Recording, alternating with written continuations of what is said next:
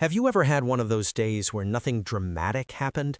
No big argument, no crisis, no terrible news, and yet you feel strangely tired. Note the I need coffee kind of tired, not the I stayed up too late watching YouTube kind either.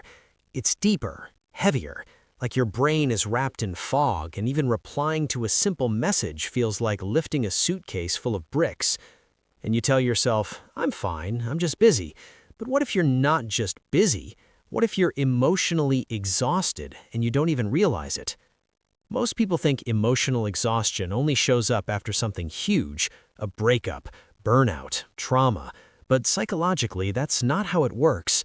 Your brain doesn't only drain from big storms. Sometimes it's the constant drizzle, the small daily pressures, the pretending, the overthinking, the holding everything in. One of the quiet signs is that you start feeling oddly indifferent. Things that used to excite you don't hit the same.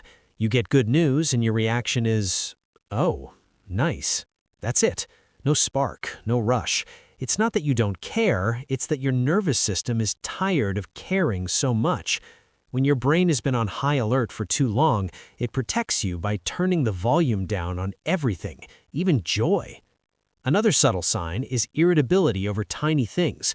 Someone chews too loudly, a notification pops up, the Wi-Fi lags for 3 seconds, and suddenly you feel rage bubbling up like a volcano. That's not really about the Wi-Fi, that's your emotional bandwidth being maxed out. Imagine your mind like a phone with 3% battery. Every small task feels offensive because there's just not enough charge left. Psychologists call this reduced emotional regulation.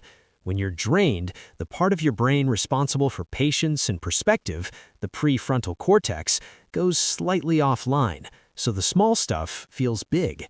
Then there's the constant urge to withdraw.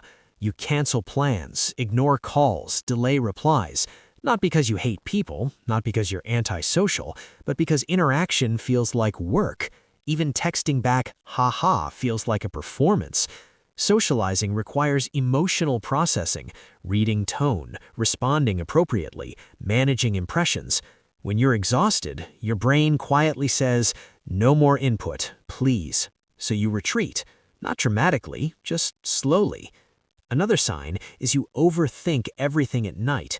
During the day, you function, you smile, you complete tasks, but when you finally lie down, your thoughts get loud. It's like your brain waited until the world went quiet to hand you a stack of unresolved emotions.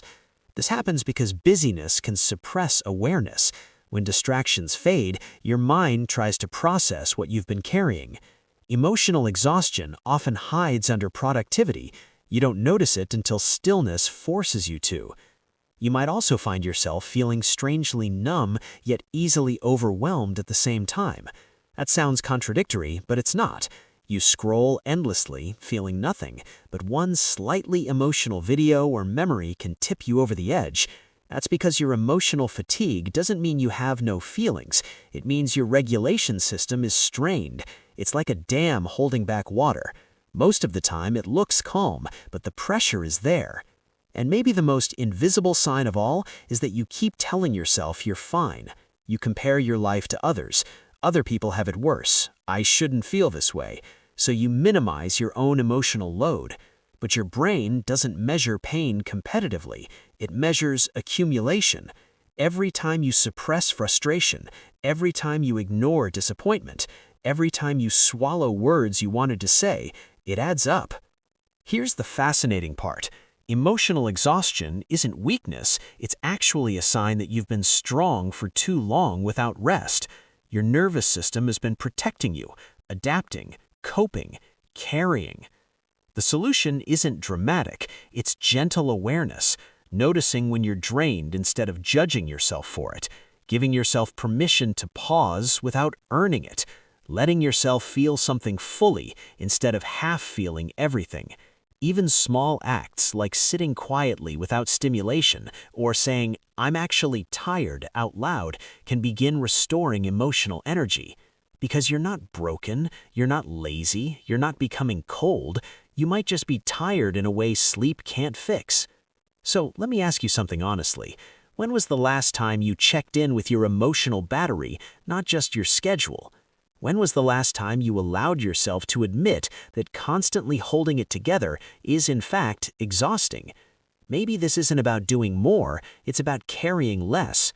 If any of this felt uncomfortably relatable, you're not alone. And recognizing it, that's not weakness, that's awareness. And awareness is where healing quietly begins. If this resonated, tell me in the comments what sign hit you the hardest. And if you want to explore more about how your mind works beneath the surface, stay curious. Your inner world deserves that attention.